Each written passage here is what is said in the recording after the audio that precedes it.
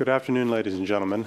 I'm Robert Litvak. I direct International Security Studies at the Woodrow Wilson Center. I'd like to welcome you to today's meeting, which is another in the series on terrorism and homeland security that the Woodrow Wilson Center and the U.S. Army's Eisenhower National Security Series have sponsored since June 2004. And I'd like to acknowledge Major John Pryor, the manager of that program, and his colleagues are here today. We're very grateful for the support that the Army through the Eisenhower Series has provided for this series. Today, the Wilson Center and the Army are delighted that Georgetown University's Center for Peace and Security Studies can join us as an institutional co-sponsor of this series, which will be continuing through the autumn and into the next calendar year.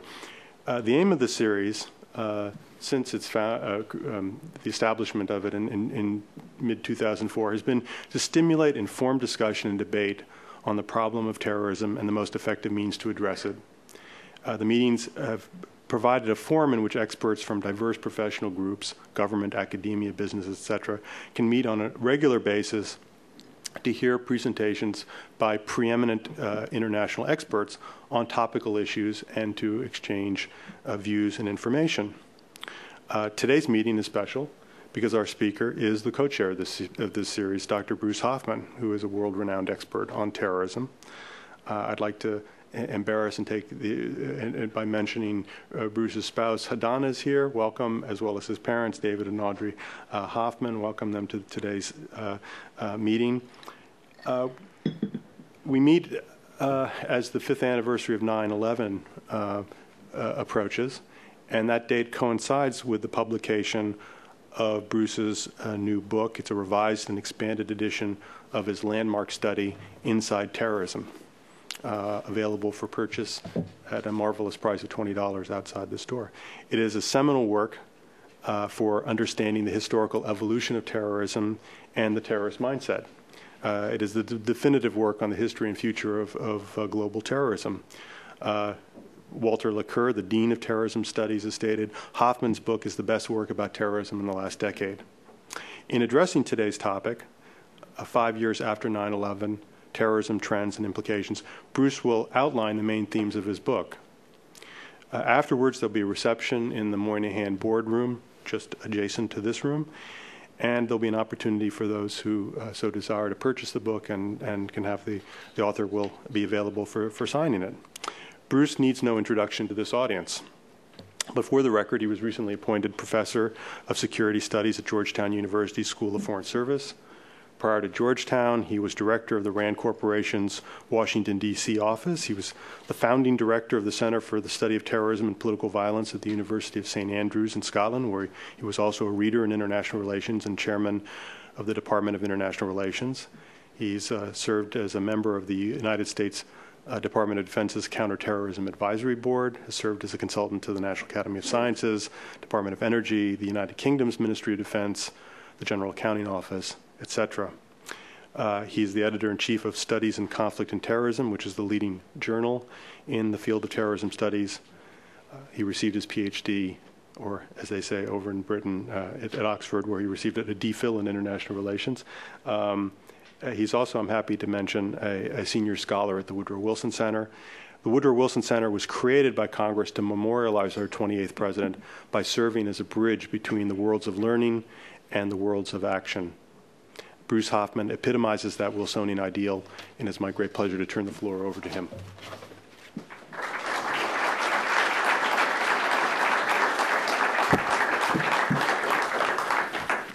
Thank you, Rob, for really that exceedingly kind introduction, and thank you to the audience for coming to this particular talk. There's not many second acts in life, but it's nice to know that at least on occasion a second edition of a book at least attracts some interest and some attention. And actually, I neglected to tell Rob this. I've just returned from 5 weeks overseas about a week ago, and it's been a very hectic week. I'm actually not going to talk about the book, which you may judge to be a good or a bad thing. I mean, I'm sure if you had read the first edition, you'll know that every word is a jewel valued beyond human computation. So I'm going to leave it to you to find that out. And I'm actually going to zero in on the trends, which actually takes off from the last chapter of the book. But I would be remiss after this extremely nice build-up and this this very kind woman outside who's selling copies of the book, not to say just a few words about it. And that's to say that my wife advised me many times over I guess I completed it last July, over the period that I was writing it, that I just should have done a new book, which was true, especially in respect to the fact that I more than doubled the original word length. The first edition was 90,000 words, and the second edition was something like 70,000. So it really is almost a new book. There's completely new chapters on suicide terrorism, which is a subject that I've had a particular interest in, going back actually to 1997. But of course, that's been intensified since the 9/11 attacks 5 years ago. There's another completely new chapter, I think, at least one of my favorite of chapters amongst these many jewels in the first edition was the one on the media, and I've retitled that to the original chapter Old Media, and there's a new chapter on New Media, which in effect I think is really the revolution we see in terrorist communications, whereby terrorists through the internet and through the 5,000 plus sites that are now maintained by terrorist groups are able to quite effectively direct their message to audiences without the filter or the editing or the censorship of either state or commercial media. So that's the entirely new second chapter. The first chapter is being expanded with a discussion of obviously the war on terrorism, and in particular what I take great exception to terming it the war on terror, because terror after all is an emotion, it's a fear, and if we label something a war on terror, basically anything that scares us or anything that we're afraid of can justify a response. I also have an expanded discussion, I think, which is enormously important now, of the distinctions between not just as existed in the first edition, terrorism and guerrilla warfare, but now we can add the concept of insurgency to that pantheon. So there's an expanded discussion of the differences and the similarities between terrorism, guerrilla warfare, and insurgency, and of course, a discussion of both our involvement in Iraq and the repercussions. But honestly, I don't want to dwell on the book, and I want to actually leverage off of the final chapter, which I wrote, as I said, over a year ago. And it talked about really the state of al-Qaeda at the time. And I think, fortunately, or I can touch wood, I got it almost right. And that really is the subject of my presentation today. And I suppose it was advertised as trends and developments in terrorism in the past 5 years, but the subheading would be, or the title that I think really refers to the crux of my remarks, is Al-Qaeda in retreat or on the march. And I think this is an enormously important subject for the reasons I will tell you in a second. 5 years ago, of course, 19 terrorists hijacked 4 airplanes and changed the course of history. Any doubt that the threat to commercial aviation has been reduced at all was shattered, of course, last month when the alleged plot to blow up 10 American airliners while in flight over the Atlantic was uncovered. And this, I think, reminds us very much how vulnerable we still are to massive terrorist attack. And as my friend and colleague, Dr. Walter Reich, has observed in conversation the past few days, I mean, basically that would have been another 9/11, but for the intelligence breakthrough that averted it. And I think this goes really to the core of the problem, that just as we underestimated al-Qaeda then, in the months and the years leading up to 9/11, I would argue we risk repeating the same mistake now. For instance, al-Qaeda today is frequently described as in retreat, as a broken and beaten organization, incapable of mounting further attacks on its own, that has devolved operational authority either to its various affiliates and associates or to entirely organically produced homegrown terrorist entities. In my view, nothing could be further from the truth. In fact, al-Qaeda is on the march. It is regrouped and reorganized from the setbacks meted out by the United States and our allies and partners in the aftermath of 9/11. And al-Qaeda today is marshaling its forces to continue the war that Osama bin Laden declared 10 years ago with his then mostly ignored fatwa. In this respect, al-Qaeda is functioning just as its founders envisioned it, as both an inspiration and an organization that simultaneously is capable of summoning a broad universe of like-minded extremists to violence, while still providing guidance and assistance for more spectacular terrorist operations. On the one hand, therefore, al-Qaeda remains true to its name, the base of operation or the foundation, from which a worldwide Islamist revolution can be waged by inspiring radicalized Muslims to join the movement's holy fight. While on the other, Al-Qaeda continues to exercise its core operational and command and control capabilities, directing and implementing terrorist attacks, including perhaps the recently thwarted airline bombings in London, or in England rather, and certainly the 7/7/05 suicide bombings that were targeted against the London Underground in a bus nearly a year ago, as well as the foiled 2004 plot to stage simultaneous suicide attacks on economic targets in Lower Manhattan, in Newark, New Jersey, and in Washington, D.C. Accordingly, the fundamental challenge that we face in effectively countering terrorism can be summed up thus. Given the threat's dynamic and evolutionary character, and our adversaries' ability to adapt and adjust their tactics and modus operandi to obviate even our most consequential countermeasures, how can we best ensure that our own assessments and analyses are anchored firmly to sound empirical judgment and are not blinded by either conjecture, mirror imaging, politically partisan prisms, or wishful thinking? The 7/05 London bombings encapsulate precisely the threat posed by al-Qaeda today and the challenges we face in defending against it. I will argue the challenge is not entirely or exclusively one of homegrown radicalization, but also of deliberate subversion as well. Now, to do this, let me lay out the remainder of the talk. I first want to very briefly remind you about the London attacks of last year and, in fact, who the four perpetrators were. Then very briefly, let me tell you about the British authorities and their response to the London bombings, both then and since. And then finally, in just a few words, conclude with at least some summation or observations on what lessons we need to learn from the 7/7 bombings and the British response to them. So let me first turn to the four bombers. The leader of the group was someone named Mohammed Siddiqui Khan, who was age 30, known now as MSK, much like we call Khalid Sheikh Mohammed, KSM, although he was known to his friends as Sid, in fact. The next eldest member of the group was probably his closest confederate or companion, a 22-year-old man named Shahzad Tanweer. The youngest of the group was Hasib Hussein, age 18. Now, these three share a number of demographic traits in common. They were all born in the United Kingdom of South Asian parentage. Their parents were from Pakistan. They all grew up in the same area, which I'll discuss in a second, outside of Leeds, called Beeston. But then the fourth member of the group, and at least from my perspective, one of the most interesting, was completely different. He was neither born in the United Kingdom, nor born a Muslim, nor from South Asia. His name was Jermaine Lindsay. He was age 19. He was born in Jamaica. He emigrated to the United Kingdom. In fact, was a Muslim convert.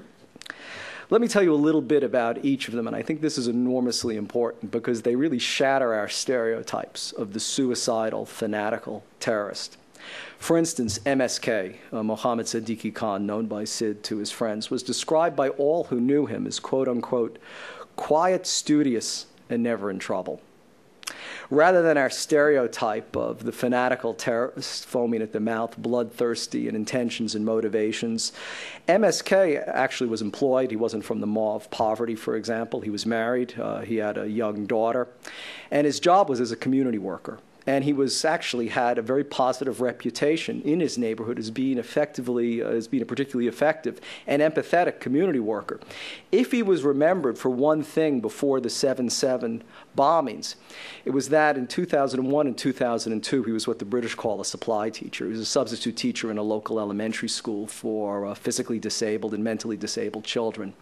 And those who knew him then remarked at how profoundly empathetic he was, how effective he was with dealing with these both physically and mentally challenged children. So he was very positively thought of. Interestingly, and I'll come back to this point in a second, in recent years he had visited Pakistan twice, once in 2003 and again in 2004 and 2005. On the second trip, he was accompanied by Shahzad Tanweer. Tanweer was slightly different from MSK. He was religious from a very young age, and noticeably, but he didn't seem to harbor any kind of political views, much less radical ones. Like MSK, he was university educated. They went to the same university, but because there was an 8-year difference, they obviously weren't students at the same time. They both went to Leeds Metropolitan University. Tanweer, in fact, studied sports science at Leeds, and that's what he had his degree in. And in fact, he was remembered by those who knew him before the bombing as, quote unquote, a gifted sportsman, someone who is a very, very keen, as we would say, athlete, but as they would say in the UK, a gifted sportsman. And in fact, on the night before the bombings of the London Underground and the London bus, Tanweer behaved exactly as he would have on any other summer's evening in the United Kingdom. He could be seen at the local park engaging in his favorite pastime, indeed the thing that he was really remembered as having a passion for, which was playing cricket. Now, again, our stereotype of the suicidal terrorist is also someone not only who's uneducated, who's poor, but again, Tanweer shatters both of those preconceptions. Not only was he well educated, but his father was one of the wealthiest members of this community of Beeston. He owned a string of fish and chip shops, in fact, where Tanweer had worked.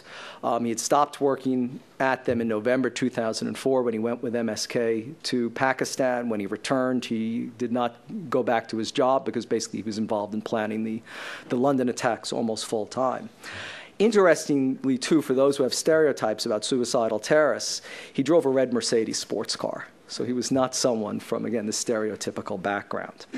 Now, Hasib Hussein, who was the youngest, is someone that was remembered as, quote unquote, quiet with a very few friends. Perhaps he conforms a bit more to our stereotype. He wasn't a very good student. He didn't complete school. He drifted into petty criminality. He wasn't terribly religious, but in 2002, his family made the Hajj, or the pilgrimage, to Saudi Arabia, and 2 years later, he himself became devoutly religious. Now, unlike at least his two companions from Leeds, he was quite vociferous and quite open about his radicalism, whereas MSK and Shahzad Tanweer never given any indication that they were particularly enamored of bin Laden's philosophy or particularly supportive of al-Qaeda. Hasib Hussein was quite open in his praise of the 9/11 attacks and indeed of al-Qaeda himself. He was described, though, as perhaps the most impressionable and the one individual most likely to be a follower and therefore to be entranced perhaps by a charismatic leader and to have been, let's say, drawn into a plot and perhaps not having the self-possession or the confidence to avoid being sucked deeper in it.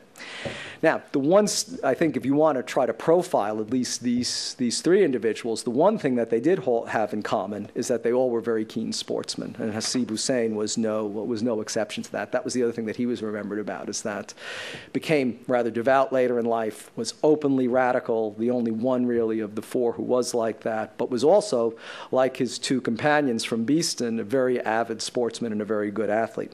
And similarly, that's how one would describe Jermaine Lindsay, the convert to Islam who was born in Jamaica. In fact, people remember Jermaine Lindsay in two ways. One set of people remembered him, quote unquote, as being artistic and musical. Again, hardly our stereotype of the suicide terrorist. And also as being, quote, a bright child, a good student, and someone very good at sports. In fact, martial arts and kickboxing were his passion, not so much cricket. His mother converted to Islam in 2000, and Jermaine Lindsay followed suit. He also was married and had a child. In fact, he met his wife on the internet. Their first date was a Stop the War rally in London, Stop the War in Iraq in 2002. But he, even though he was remembered as being bright and a good child, he was somewhat adrift in life, and he never really found what he wanted to do as a career. In fact, his main profession before he died in a suicide attack last year was petty criminality, dealing in drugs and also trafficking in automatic weapons. But he was not, by any stretch of the imagination, a stupid person. I mean, far from that. Once he converted to Islam, he attained fluency in Arabic within a year. Now, those of you perhaps like myself who have studied Arabic know that it's an enormously difficult language. In fact, in the time I studied it, I certainly didn't get anything too close to fluency and therefore abandoned it. But Jermaine Lindsay not only stayed with Arabic and became fluent, but within an equally short period of time, he memorized the Quran, which of course is a great honor in Islam, and at the mosque where he worshipped was viewed as someone who was not only enormously intelligent, but was someone who you could go to for discussions on the Quran and for various exegeses and explanations.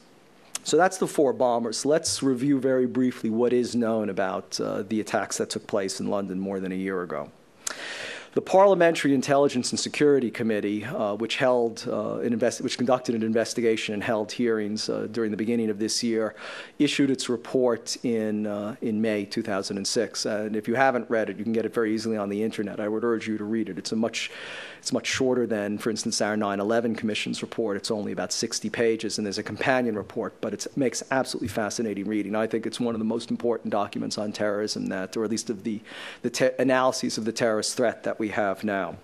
And among the things that the report at least concluded at the time, but have in fact become even clearer, is that this group of 4 bombers that had gravitated towards one another, or I think, and I'll argue in a second, had been deliberately recruited by Mohammed Siddiqui Khan, was clearly in contact with other radicals and extremists in the United Kingdom right up until the attack. So although the media, many government spokesmen, both in the United Kingdom and elsewhere, portrayed this very much as a lone wolf attack, as a homegrown, entirely self-radicalized, self-selected threat, self-selected plot, what we see is that these 4 individuals in this cell did not operate completely in isolation. They were clearly in contact, according to the London Parliament and various other information, that they were clearly in contact with other radicals and extremists in the United Kingdom right up in the attack. The parliamentary report also concluded that they almost certainly, I actually would go further, since May, I think we can say that they almost definitely received advice and direction from individuals based in Pakistan. It's now known that they visited Pakistani jihadi training camps in Pakistan, that in fact Shahzad Tanweer was up near the border of Afghanistan at other camps. The advice and direction that they received, Parliament hedging its bets, or the Parliamentary Committee said, somewhat conditioned their conclusion, but said may well have continued up until the attack itself. There's no proof that it did, but there's certainly a strong suspicion. And it seems increasingly likely that the reason that at least MSK and Tanweer went to Pakistan was to acquire the necessary skills and expertise to construct the bombs that were used in the attacks, which I'll describe in a second, and also, I think, to obtain the tradecraft, the ability to detect surveillance, or to see if they themselves were being surveilled or watched by the authorities, and thus ensure the success of the attack was doubtless, or quite likely, something else they picked up in Pakistan. The planning for the attack, as I said a moment ago, appears to have begun immediately upon their return to the United Kingdom on the 5th of February, 2005. Now, as I said, interestingly, Khan himself had made a previous visit to Pakistan in 2003, of which, at least in open source terms, very little is known. But fascinatingly, there's some suspicion, still unconfirmed, but there's some suspicion that MSK himself may have visited an al-Qaeda camp in 1999. And this came to light after, of course, the 7/7 attacks. The photographs of all 4 bombers were splashed across the front pages of British newspapers. They were a regular staple or feature of the evening news. And someone who had been a confident informant for MI5, the British Security Service, for some time, was watching the news, apparently recognized MSK, went to his handler or to his case officer and said, I recognize him. I was in an al-Qaeda camp with him in either 1999 or 2000. Now, that's not yet verified, but the accumulation of evidence suggests that this wasn't just 4 people who came together and decided to stage an attack. There's, I think, a rather longer pedigree and at least a trail of suspicion.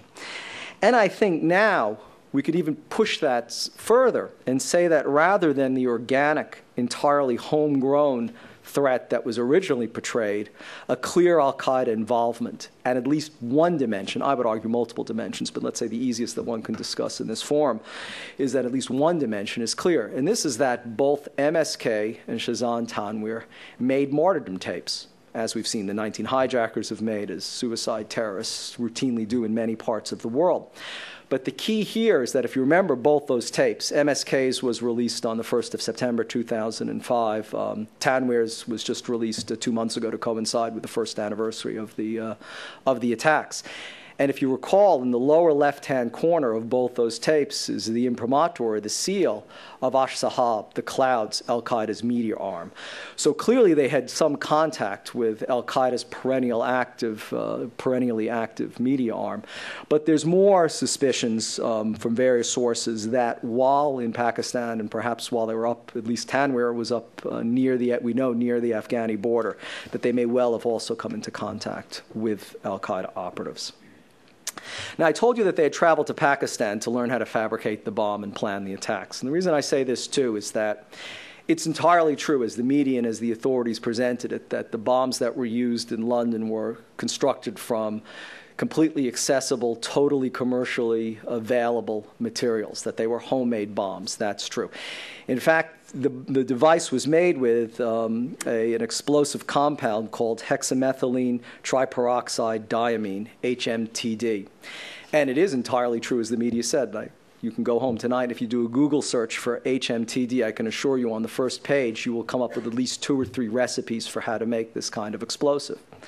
But as easy or as tantalizing as it might be to go to the internet and then to make your own bomb, you'll also find numerous warnings that this is an enormously unstable explosive. You really have to know what you're going to do, or else you could make a tragic mistake and blow yourself up. In fact, it's believed that Ramzi Ahmed Youssef, the mastermind of the 1993 World Trade Center bombing, was basically fabricating or brewing up a batch of HMTD when, of course, it blew up in 1995 in an apartment in Manila and then laid bare to the previous plot to bomb American Airlines while in flight. In that case, it was over the Pacific. So HMTD may indeed be made from citric acid, hydrogen peroxide, which after all is used in hair bleach, methyl or ethyl alcohol, and water.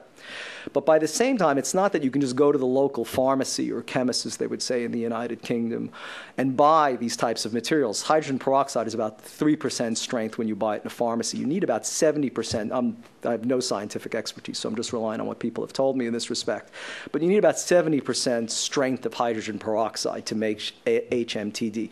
So you don't just go to a beauty supply store or to the local hairdressers. I mean, you have to know what to look for and have at least the knowledge and the experience to be able to ask for it and to get it from a chemical supplier.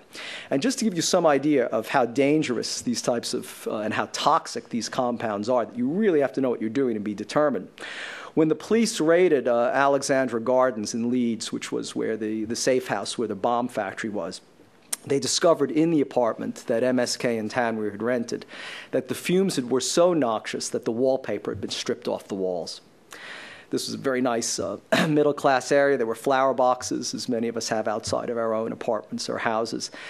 The police found that in the flower boxes, excuse me, outside of Alexandra Grove, the tops of the plants had all died because of the fumes. In fact, in the weeks leading up to the attack, the parents of both Tanweer and Hussein were bothering them why they were dyeing their hair, why they were bleaching their hair a lighter color. And in retrospect, what it appears is they were mixing the explosives, and the explosives themselves were so powerful that they were dyeing their hair. So maybe, in theory, easy to make, but you have to firstly be very determined. You have to know what you're doing so you don't blow yourself up, as even an experienced bomb maker like Ramzi Ahmed Youssef had. And you have to be awfully determined to deal with chemicals like that. The bombers' modus operandi, I would argue, in general, and their demeanor conforms to everything we know about suicide bombers. In that sense, there isn't much of a surprise. I think the terrorist organizations in particular, and often the suicide bombers themselves, want to depict these types of attacks as born of this profound rage, this intense frustration, this powerful emotion that can only be released by engaging in a suicide attack, that it's something very spontaneous and something emotional. We know from suicide attacks really around the world that nothing could be further from the truth. That, in fact, these types of attacks, like many other terrorist plots, are premeditated, plotted, and planned. And certainly this was the case. And we have evidence of this by the fact that exactly a week before the 7/7 attacks, MSK, Tanweer, and Lindsay are captured on CCTV closed-circuit television footage actually doing a dry run or doing a reconnaissance of exactly the trains and the tube stops where they would attack a week later. Clearly, the attack was also instrumental, again, planned and premeditated. One thing that the parliamentary report concluded, which I think again goes away from this notion of entirely amateurish, homegrown terrorists, is they observed, quote, that the discipline and that the attacks evidence discipline and meticulous planning with very good security awareness. The British authorities and police who testified before Parliament remarked about the plotters' very careful use of mobile phones so they could not be traced, and their very careful use also of rental cars, not to leave any evidence. And we recall the 1993 World Trade Center plot, of course. It unraveled when Mohammed Saleh went back to the Ryder truck rental depot and tried to, of course, reclaim his deposit on the truck that had just blown up. So they were very careful in both those respects. In fact, the British authorities believed that Khan himself was worried about surveillance, and that he had advised them, his Confederates, to be very careful, and that Khan himself had practiced, at least the Parliament report concluded from the testimony of the authorities, that this was a group that practiced some counter-surveillance and very good tradecraft at ensuring the success of their plot. The four bombers acted completely normally when they arrived at Luton, when they departed from Luton train station and arrived at King's Cross on the morning of the 7th of July. So again, unlike some of our preconceptions of suicide terrorists, people who are sweating profusely or perhaps smiling beatifically or perhaps have this mindless 1,000-yard stare, there was nothing at all unusual that the British authorities at least noted in observing literally thousands of hours of CCTV tapes before they saw the four bombers. In fact, one of the police officers testifying said that around 8:30 a.m. on July 7th, 2005, four men fitting their descriptions are seen hugging. They appear happy, even euphoric. Four longtime friends with backpacks embarking on a long planned upon trip, perhaps hiking out in Devon or in Cornwall or going across the Channel to Europe. Even the youngest, the least sophisticated, the most impressionable, Hasib Hussein, the one who was really viewed as the follower, he was observed, and British authorities commented, that his demeanor over this entire period appears relaxed and unhurried. Again, nothing that would have aroused any kind of suspicion. And indeed, this was also the conclusion of the parliamentary committee, who observed that there was nothing in the background of the bombers that was at all exceptional. As I said, 3 of the 4 grew up outside of Leeds in a community known as Beeston. Beeston is probably, I haven't been there myself, but from the descriptions, it appears to be something out of perhaps a Dickens novel, sort of the worst excesses of 19th century industrialization in the United Kingdom. Squalid row houses, many of them without indoor plumbing, with privies, in fact, in the back garden.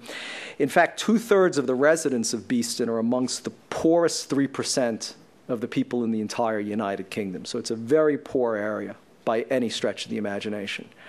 But at the same time, neither Mohammed Siddiqui Khan, Tanweer, or Hussein were poor or underprivileged. And as I said earlier, Tanweer's father was perhaps one of the most prominent and respected businessmen in the community. Also, too, we often have a stereotype that this process of radicalization or even recruitment is going to take place, or will still take place, in the most obvious places, for instance, in the mosques. And I think that's an anachronistic view, not least in the United Kingdom, where many people, especially in the mosques, who have condemned the terrorist attacks on 9/11, for example, have condemned terrorist activity since, and don't want the radicalization in their places of worship. And it's very clear that MSK himself, who probably in all likelihood acted as the recruiter, understood this very clearly, because the British authorities concluded that this plot and the recruitment for it was neither hatched nor conceived nor even carried out in mosques, but rather the kind of place where the police and the authorities, precisely the kind of place where the police and the authorities weren't looking, in the local gym and health club, in an Islamic bookstore and at a social center.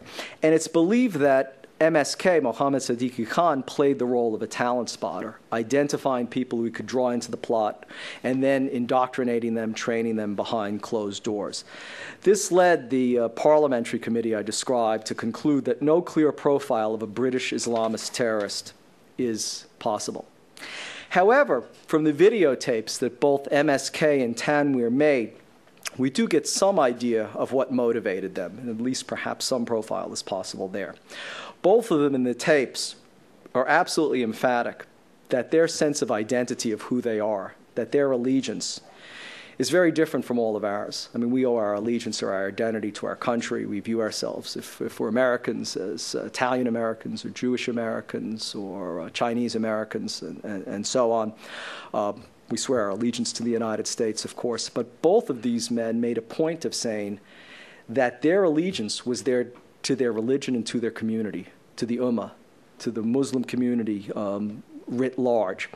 And they describe themselves, respectively, just as terrorists throughout the centuries have always described themselves, not as the aggressors, not as fanatical, homicidal killers, but rather as reluctant warriors, cast on the defensive, forced to take up arms to defend their community against what they perceived as a predatory, aggressive campaign of war being waged against Muslims worldwide by the United States and, of course, its principal ally, the United Kingdom. And they were quite open in saying not only were they justified in using these suicide terrorist tactics and in targeting innocent individuals, but when you look at their tapes, they almost exult in the sense of individual empowerment, striking a blow against a dreaded, aggressive, hated, more powerful enemy, the sense of catharsis of violence. And I would argue this has been precisely bin Laden's message over the years, the sense of individual empowerment, that you as a person, through an act of terrorism, can change the course of history, that you as a person can derive this enormous sense of satisfaction from a lone act of violence that's directed against your dreaded enemy and hated enemy. Their desire for both vengeance and martyrdom in equal measures is palpable throughout the tape. Indeed, MSK described martyrdom as the supreme, quote-unquote, supreme evidence of his religious commitment. And both MSK and Tanweer, in their martyrdom tapes, laud bin Laden and al-Zawahiri as heroes. And in fact, in the MSK tape, al-Zawahiri returns the praise, describing MSK of having brought, quote-unquote, the blessed battle to the enemy's land. And you may remember last September, accompanied MSK's tape, and then 2 weeks later, there was a claim that was issued by Zawahiri taking credit for the London bombings in the name of al-Qaeda that at the time we dismissed. Very briefly, other points of note. The Internet, even I write at length in my book about terrorist use of the Internet and the Internet's communicative powers. But in this particular instance, there is very little evidence that any of the four bombers were Internet addicts, that these were four people who spent all of their waking hours glued to the computer terminal. In fact, they paid very little attention to the Internet in general, except in one dimension. Jermaine Lindsay actually used the Internet to commit a series of frauds, basically selling perfume to raise money for the attack. And I should have pointed out earlier, I was remiss not to do this, the attack was enormously inexpensive to stage. Parliament estimated that it cost about £8,000, about $15,000 or so. But even if they weren't heavy Internet users, all four appear to have been very heavily influenced by the conspiracy theories that are now common to the Internet. And in their minds, at least on the few occasions when they would talk about 9/11, all four at least seem to have evidenced a belief that it was a U.S. plot to attack the Muslim world by demolishing the World Trade Centers, by crashing a plane into the Pentagon or firing a missile at it or whatever. And this was all a plot, much like bin Laden is argued to seize the Muslims' most precious natural resource, its oil. So I think looking at this overview of the bombers before moving on to the authorities, what we see is that rather than this being a case of some organic, homegrown, self-selected, self-radicalizing terrorism, in many respects it bears the hallmark of al-Qaeda's involvement. And the question, therefore, is not simply one of radicalization, but also one of subversion, of the deliberate activation of a key operative, a sleeper, MSK, who then recruited others. And this, I think, gives us some sense of the role of the estimated 3,000 Muslims that the British authorities knew in the late 1990s had left the United Kingdom, between 1996 and 1999 at least, to go to Afghanistan to train in al-Qaeda camps and who would in turn come back to the United Kingdom. Now, if it's true that MSK did indeed visit Afghanistan in 1999 or 2000, as the confidential informant maintains, he may well have been one of that 3,000. Okay, let me briefly now turn to the British authorities and their response and move to conclude. I think the British sort of the lesson, they don't call it lessons learned, they call it lessons identified. So I think the lessons identified by the British from the attack can be summed up by two quotes of evidence presented to the parliamentary committee. Let me read you the first one. "We were working off a script which actually has been completely discounted from what we know as reality." This was Andrew Heyman, arguably Britain's top counter-terrorist cop, the Assistant Commissioner of Specialist Operations at Scotland Yard, commenting on really how much of a surprise everything that happened last July was to the British authorities. Let me read you the second quote. "I think the more we learned over this period of several years, the more we began to realize the limits of exactly what we knew." This was the assessment, this was the part of the testimony made by Tom Dowse, the chief of the assessment staff of the United Kingdom's intelligence community. Now, I think these two admissions by persons at the apex of the United Kingdom's counter-terrorist effort encapsulate the central challenge we face in the war on terrorism today. And this is said with the utmost respect, having spent a large portion of my adult life living in the United Kingdom. I have nothing but respect to the British authorities. Certainly, probably of any police force in the world, Scotland Yard is amongst the most knowledgeable and experienced, certainly of any intelligence and security services, because of not only the long struggle against the IRA that the British fought, but certainly the numerous instances of Palestinian terrorism that occurred in London and various other terrorist attacks. I mean, these are agencies and police departments that are very familiar with these challenges. But even so, the Director General of the Security Service of MI5, Dame Eliza Manningham-Buller, testified before the parliamentary committee that it was a complete surprise, and I'm quoting, that the first big attack in the United Kingdom for 10 years was a suicide attack. Indeed, the parliamentary committee concluded that the fact that there were suicide attacks in the United Kingdom on July 7th was clearly unexpected. In fact, in March 2005, the Joint Intelligence Committee, one of the highest intelligence assessment bodies in the UK, roughly equivalent to our national, to the NIC,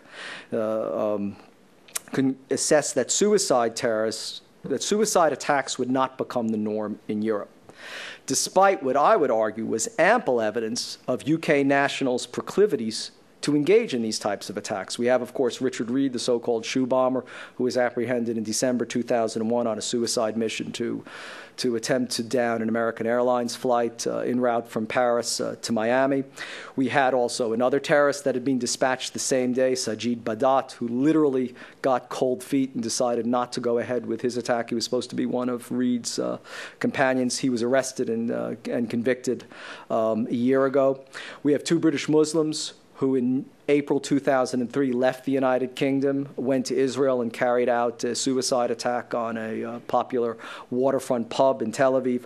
So clearly, British nationals, radicalized jihadis, had engaged in suicide terrorist operations before, not only in the Middle East, in Israel, but also in Europe. But nonetheless, the possibility of this occurring in the United Kingdom had been completely discounted. The speed of radicalization of this cell was also something that was unexpected. And the parliamentary committee concluded that, quote, "This means that the window of opportunity for identifying and disrupting potential threats could be very small." Now, I think that's true, but the opposite conclusion, though, is also the case, that the ringleader was already radicalized and already functioning as an al-Qaeda agent. So this isn't to say that the focus on radicalization is misplaced, but it's only part of the story. The other part of the story, I would argue, is this dimension of potential subversion, of al-Qaeda agents who one doesn't know about, who one hasn't identified, who are nonetheless in place and sufficiently professional, both to recruit terrorists into a cell, to acquire the necessary expertise in tradecraft to carry out an attack, and then indeed to make sure that the attack isn't uncovered. And I think the British experience really underscores the immense difficulties and vast uncertainties that we see in countering the particular threat that we face today. None of the four London bombers had previously been in British parlance named and listed as potential terrorist threats. There was nothing that had made any of them the subject of an active investigation. And indeed, the picture that emerges is of a problem that the London bombers represent only the tip of the iceberg. Again, the Director General of MI5, Dame Eliza Manningham Buller, in testifying before the Parliamentary Committee, said that MI5, in essence, is overwhelmed by the dimensions of the threat. And she pointed to this by saying that in September 2001, MI5 had 250 active investigations of suspected terrorists in the United Kingdom. In July 2004, they were conducting over 500 investigations. And in July 2005, the same month of the attack, they were conducting 800 investigations of specific individuals that they had already identified as potential or active terrorist threats. In fact, both the head of the security service, MI5, and also the chief of the Secret Intelligence Service, MI6, told Parliament that countering this threat, rolling back the sense of being overwhelmed by the dimensions of it, isn't just a matter of plussing up the personnel or larger budgets. In fact, Sir John Scarlett, the head of MI6, warned Parliament precisely against this, saying, if you try to bring in more than a certain number of new people every year, you can literally bust the system. You can only tolerate a certain number of inexperienced people dealing with very sensitive subjects, and went on to emphasize the importance of mentoring, of experience, of knowledge being built up in analysts before they're actually deployed or dispatched against their targets. Okay. Let me now move to genuinely conclude and end with some both concluding observations and lessons that we at least need to learn, or at least lessons that I've identified that we need to pay attention to. With respect to the attack, just to sum up, there was little in the backgrounds of any of the bombers that marked them as either exceptional or vulnerable to recruitment and radicalization. In fact, the Parliamentary Committee concluded that, at least in the case of MSK, Tanweer, and Hussein, they were all, quote unquote, apparently well integrated into British societies. This was once again goes against the stereotype of polarized, alienated youths on the margins of society, unemployed with very few opportunities. At least in the case of MSK and Tanweer, nothing could have been further from the truth. The talent spotting was conducted through personal contact that then was followed by indoctrination. And here I think the recruiter and handler, that is MSK's pedigree, needs to really be the focus of our attention, not so much this process of radicalization, because how he himself was drawn into the al-Qaeda net, how he himself then acquired the tradecraft and the knowledge to carry out a successful attack is really, I think, the important issue. The motivation of the bombers, unfortunately, is not in short supply either in the United Kingdom or in many other countries. It was, according to British authorities, the fierce antagonism to perceived injustices by the West against Muslims and a desire for martyrdom. The planning, I would argue, was deceptively simple but enormously effective. In fact, the sophistication was precisely in its simplicity. Individuals with bombs in backpacks detonating them on crowded either subway cars or a bus at rush hour. The group, as I described, I think significantly, was judged by the British authorities as demonstrating good security awareness and planning discipline. In other words, they went to great lengths to ensure the success of their operation. A suicide attack was especially appealing to them. In fact, British authorities concluded that it was so appealing to them because it was, quote unquote, the easiest to plan, the most likely to be successful, and the one that was most likely as well to have the greatest impact. In the case of all four, a burning desire for martyrdom was also a likely factor. In other words, these aren't people that are coerced or tricked or cajoled into committing acts of suicide terrorism. The opportunity to be a martyr, to go to heaven, to defend their community was indeed one of the motivations. And then finally, despite the supporting or subordinate role of the internet, in this case, it wasn't a predominant factor as it has been, for instance, in the Canadian case that was just uncovered last May. At the same time, I think it's fascinating that the conspiracy theories that are peddled and have become pervasive across the internet, that have acquired even an aura of truth and veracity because of their ubiquity, completely divorced from reality, played an enormous part in the bombers' commitment and in their determination to carry out the attack. And in that context, I think it's an entirely positive development that in the past week, the State Department issued a fact sheet that finally seeks to debunk some of these conspiracy theories and to challenge them rather than to let them sit out there. So finally, what lessons do we need to learn? And I think there's two central lessons, one that's international and one that's actually quite local. In terms of international, I think that the divide between domestic and international terrorism is eroding, and that more so than ever, fighting terrorism depends on allies, depends on cooperation, coordination, intelligence sharing. Indeed, the immense importance of bilateral and multilateral cooperation is only accentuated in these circumstances. You have plots that may be hatched in one country, but where the training, where the wherewithal, where the knowledge is acquired in another country, and then in turn may even be directed against a third country, such as the 2004 plots directed against the United States, and indeed even the recently disrupted plots against 10 American airliners. In this respect, I think effective countering of terrorism depends now more than ever on international cooperation, but even more than that, on active liaison, not only between intelligence and security services, but also in developing new transnational policing and networking and training initiatives. And I think it's more important than ever to study very closely, to learn from, and to institutionalize on a much larger scale the highly effective and successful bilateral cross-postings and exchanges that the New York City Police Department has pioneered in cities and localities throughout the world, in Jerusalem, in Madrid, in Singapore, in London, and elsewhere. Second, and I think this is also enormously important, that terrorists must be fought just as effectively on the local and community as on the global and regional levels that we often speak of. I think the cop on the beat is as invaluable as the agent operating internationally in potentially identifying, preventing, and foiling terrorist plots. In this respect, I think we have to make greater strides in institutionalizing training on terrorism as part of every police officer's basic instruction, and then to supplement that basic training with specialized advanced courses of instruction.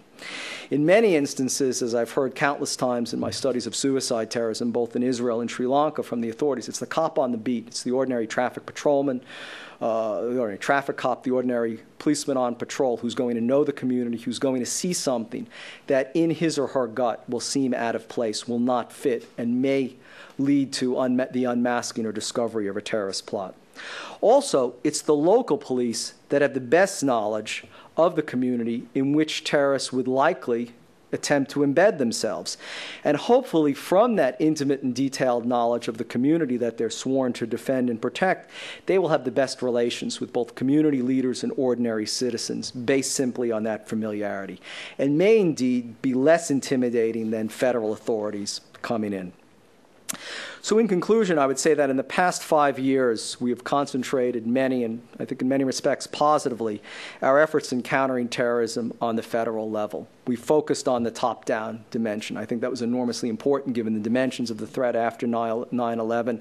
And we see the embodiment of this top-down approach, of course, in the creation of the Department of Homeland Security and in the Intelligence Reform Act, the creation of a post of Director of National Intelligence, and indeed of, I think, what's an enormously positive development, the strengthening and plussing up of TTIC into what's now the NCTC, the National Counterterrorism Center. But I would argue in the next 5 years, one of the main challenges we face is in giving equal focus to building up local law enforcement's capabilities to identify and to respond to the terrorist threat. And here we need to adopt, I think, and encourage a much more flatter and a more linear approach that is precisely the hallmark of our enemy. We need to increase information sharing, not only from the top downwards, which is, of course, the mantra that we often hear in terms of intelligence sharing from federal down to state and local, but we also, I think, fundamentally need to increase intelligence sharing and information sharing laterally between municipalities, between cities and their suburbs, and especially between contiguous suburbs and contiguous areas around surrounding cities. Once again, the New York City Police Department has pioneered this with their Operation Nexus that leads outwardly from New York City itself to embrace the metropolitan area in cooperation with local law enforcement. Also very close to home, Fairfax County Police Department has also pioneered this very, I think, successful and very effective bottoms-up approach of linking together local municipalities with the federal authorities. And in conclusion, I would say I want to actually end with the comment that Eliza Manningham-Buller, the head of MI5, ended in her testimony to Parliament. She was enormously frank, I think, and far more honest than many people charged with countering this threat were. She said, "We will continue to stop most of them, but we will not stop all of them." And I think that really encapsulates the proper expectations that we have to have in countering terrorism. We're neither defenseless nor powerless. We're not at the terrorists' mercy, but at the same time, we have to understand that the terrorists have the ability to attack anytime and anywhere. It's enormously difficult for us to anticipate every threat and to protect every target from every conceivable attack all the time. In that respect, arguably, it's just a matter of time, as we saw recently, before a major plot is not uncovered and perhaps succeeds. So thank you very much. Thank you, Bruce.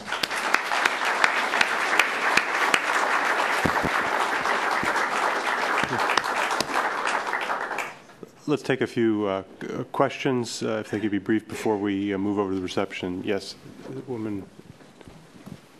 If speakers could identify themselves. And Sarah Moeller, Council on Foreign Sarah, Relations. I didn't see a dim light there. First of all, thank you, Bruce. I noticed that you didn't address the follow-on incident on July 21st. Obviously, there are a couple differences. Not suicide, terrorists. Attack was unsuccessful, no fatalities. But I wonder if you could address that briefly, whether it was a copycat attack, a different cell, et cetera. Thank you. An excellent question. I talked long enough, so I didn't want to get into the 721 plot either. That appears to be different. I think this I think is one of the challenges too, is making the distinctions. I mean, we have to understand there's not a one-size-fits-all, and that even Al-Qaeda has never been an either-or movement that has just done spectacular attacks and completely neglected low-level, self-radicalized terrorists. At the same time, it's never just relied on the lower-level attacks and just relied on spectaculars. It mixes and matches. I think Al-Qaeda, certainly since 9/11, has become as opportunistic as it is instrumental. And I think, indeed, not all terrorist attacks, as your question evidences, are going to be Al-Qaeda attacks. 721 attack, at least according to the British authorities, was completely independent of the 7/7 attack. It was obviously something that had been planned for some time. It may have been accelerated because of the 7/7 attacks, because this group of terrorists wanted to elbow their way in the limelight. But this, I think, goes back to my point that one has to make distinctions and not paint with a broad brush that everything is these homegrown, self-radicalized, self-selected terrorists.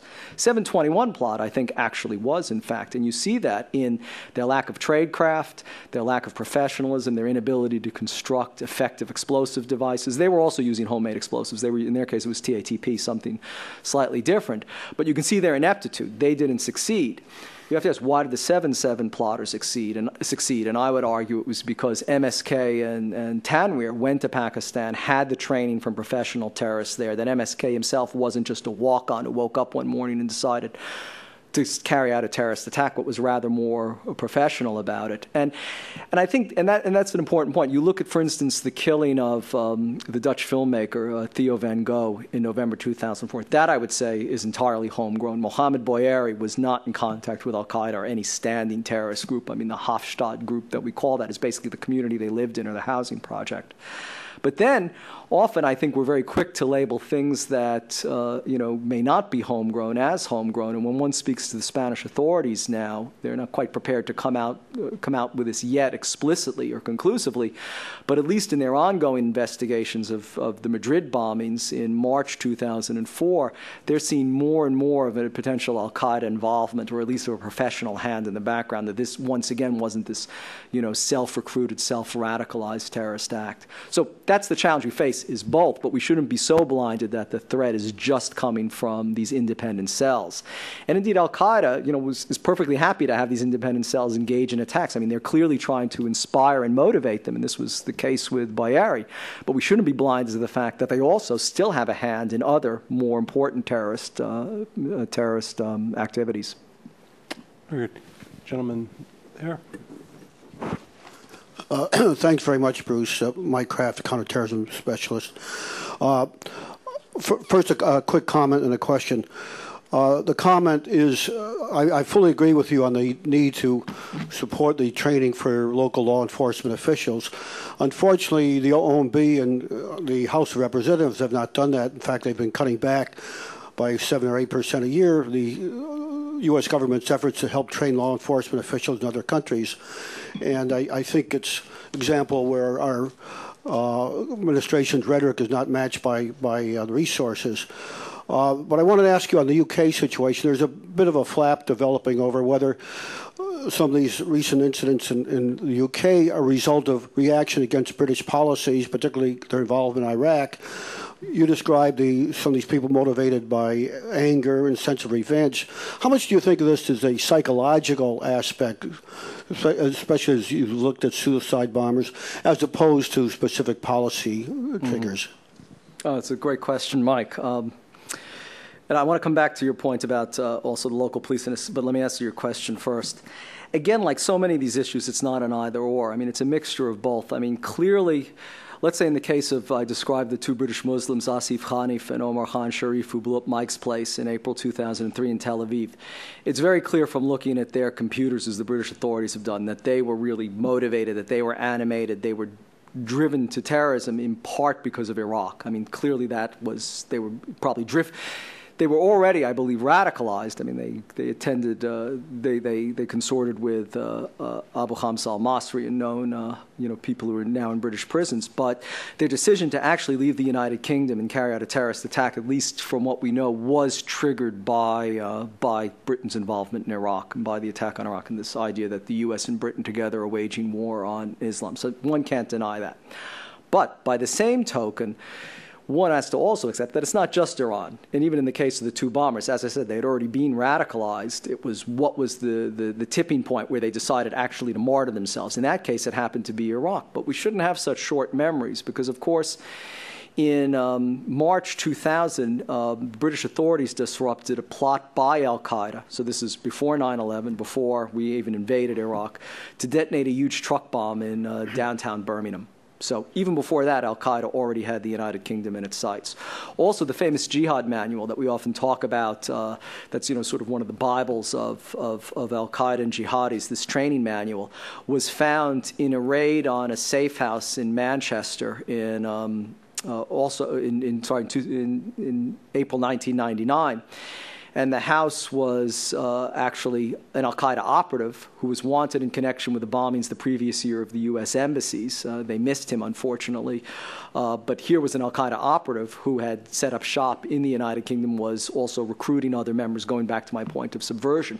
So at least the roots of this problem or of this security challenge clearly predate the invasion of Iraq, for example. They clearly predate the threat to the United Kingdom from al-Qaeda, clearly predates 9/11. But absolutely, Iraq in this context has not helped and has certainly pushed people further in that direction. But one can say it's just a reflection of policies, and if Britain changed its policies, the terrorist threat would go away. I mean, look at the plot that failed in Germany in June to bomb in Hamburg commuter rail lines. Now, those two individuals, again, going to Sarah's question, from our knowledge, had no connection with al-Qaeda. They seem to have been involved with Hizb ut-Tahrir, HUT.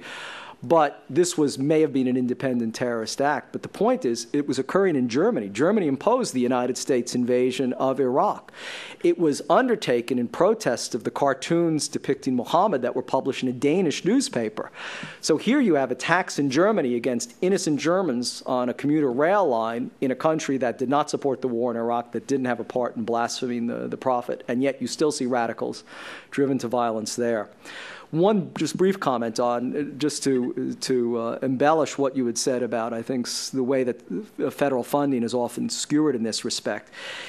Even when I think many localities and municipalities get federal funds for counterterrorism, we have this very odd fixation with hardware and technology, that it's for various technological means that are going to enable us to, whether it's radiation detectors or biological weapon detectors.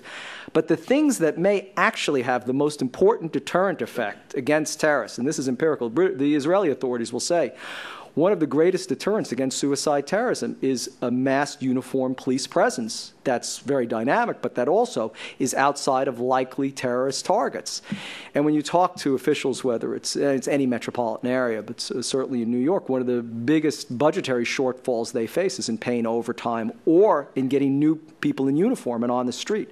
And that's where federal funds are prohibited from being used for. And those are, I think, enormous. We focus on the hardware and technology, perhaps at the expense of getting both more policemen there, but also more analysts. Let's take one or two more questions. That gentleman there, and then there. And then we'll move it for the reception. Hi, Paul Jameson.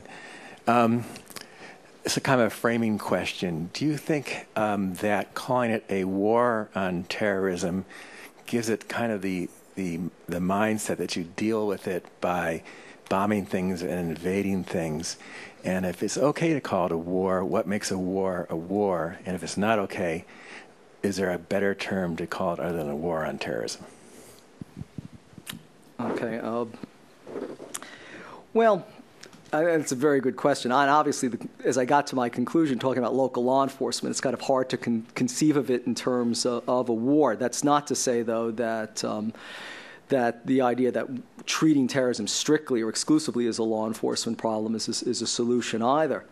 I think what I would say is that the war on terrorism as a concept has outlived its relevance and has become something of an anachronism. I think it was appropriate in the aftermath of 9/11 when we were attacked, when the challenge from what seemed to be a resplendent, powerful al-Qaeda that was based in a renegade state in Afghanistan required military means to address it. I mean, the highest priority for our government at that time was to protect the United States from further attacks by breaking the back of al-Qaeda. And the way to do that against an organization that had a network of training camps and operational bases in another country was to apply military force. We were remarkably successful. But I think what's happened in recent years, especially as al-Qaeda has evolved into something, as I said at the beginning, that is this enabling ideology that seeks to inspire, to animate, to motivate others to engage in violence, but also that still is a terrorist entity. You need a much richer mix that goes beyond just the application of kinetic force and that recognizes that you can pursue, which I think was the dominant metric in the war on terrorism in the beginning, this kill or capture metric, that somehow we can kill all of our enemies and exhaust them. I mean, that's exactly, their strategy is in fact to exhaust us. So as appropriate as it was, I think, during the initial phases of the war on terrorism, and important as it was, especially in the liberation of Afghanistan, the destruction of the Taliban, and the demolishing of al-Qaeda's infrastructure in that country. You know, a lot of that information actually is available in open source material and then can identify and tag that open source material and then distribute it and disseminate it to the local police or the state police forces that can make use of it. I mean, it's got this, it's not classified, but we know that it's the wheat, not the chaff. And that's something that I think is something that we've neglected to do over the past 5 years and certainly could be done. So that's one step. Second step, I go back to my point, is just basic training and informational awareness. And, you know, again, I take this from several years of doing research on countering suicide terrorism, and in the two countries I described, Israel and Sri Lanka, that have experienced some of the greatest incidences of this threat. They said it's the local cops that have this enormously important role, but you have to train them. You have to tell them what to look for, what to be suspicious.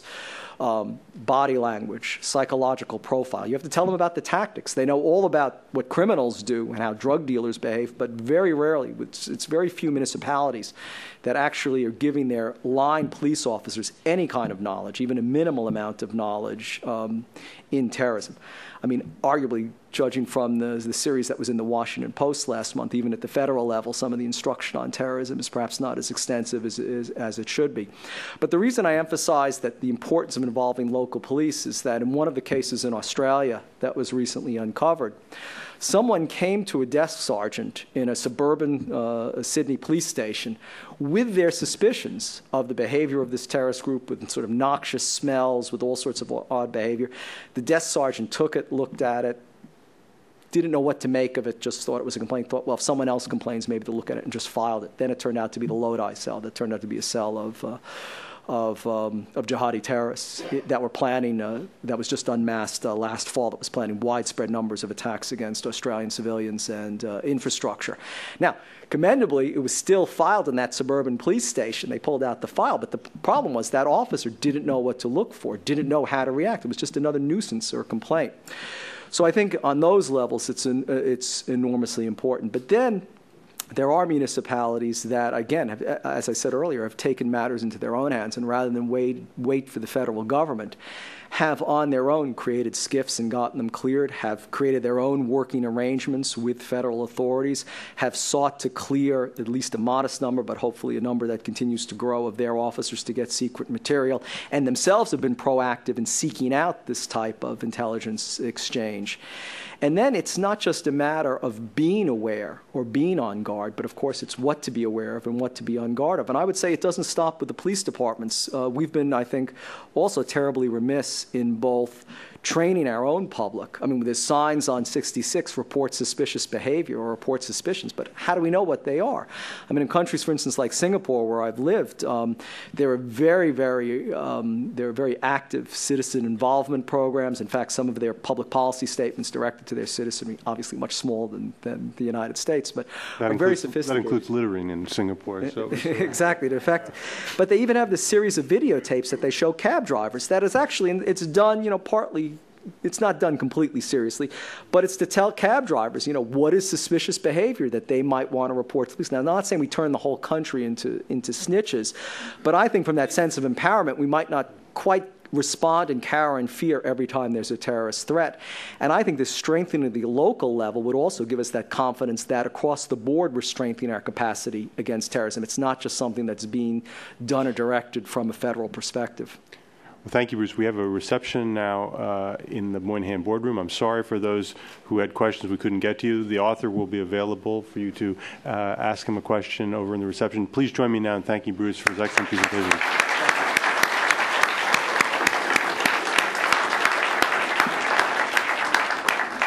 Sorry if I went on too long.